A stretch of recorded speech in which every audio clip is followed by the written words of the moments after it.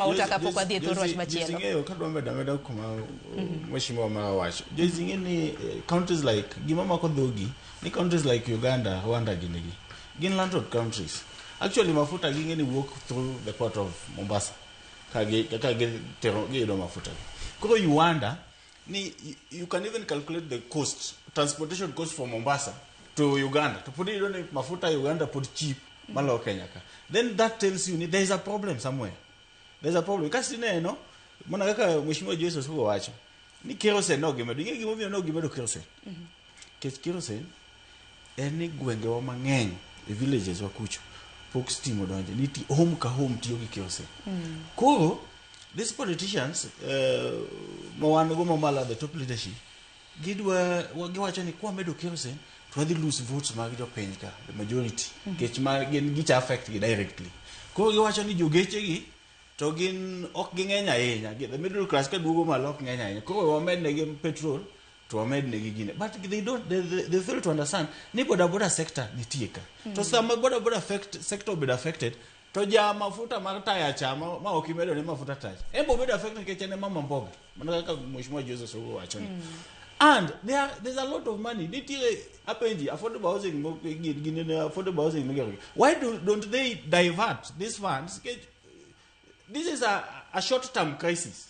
Why don't they divert? They find a way of engaging parliament. They divert some funds. Gipokiwa go mafuta, gikel kajo, kenyo nyo mafuta at affordable prices.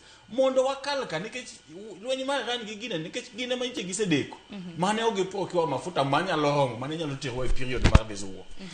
Why don't they come together, discuss, give way, magenya lo yudo go funds moko from somewhere. Kasto gikel mafuta. As expensive as it is, gikele ka gisekele jo Kenya nyanya mafuta kiwango mane ginyiewo chon to gikoshon jo Kenya period mar 2 months ni ketangeni uone in next 2 months obo bedo sorted out because gini affect all other Kakoro mana dwe achiel kende na etema koro wacha kuwinjo pek nikech lweny makama nocha ko chien tarik 28 dwe mar 2. Yes. Sani wantiere chien tarik 15. Kwe momi ineno kaka UK gini kuro the statements ma the other countries wacho. Niso ni they want to sort out this problem.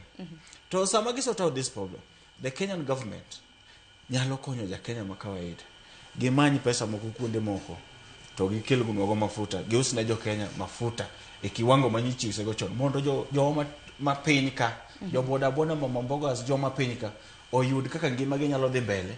Ma ok gibedo affected. Remember ni sani ngima medo bedo matek, nyithindo be dhi out school.